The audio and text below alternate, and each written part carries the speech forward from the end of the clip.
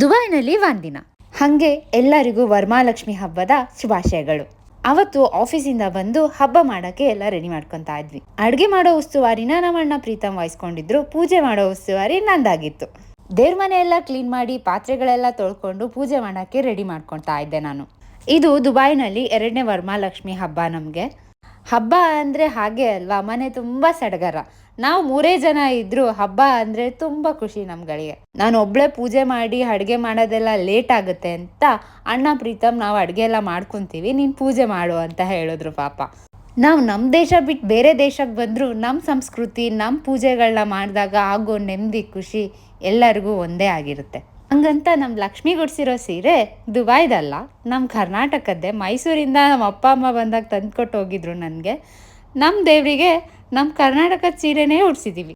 ಆ ಲಕ್ಷ್ಮೀ ದೇವಿ ಎಲ್ಲರಿಗೂ ಒಳ್ಳೇದು ಮಾಡಲಿ. ಮತ್ತೆ ಸಿಗೋಣ. ಬಾಯ್.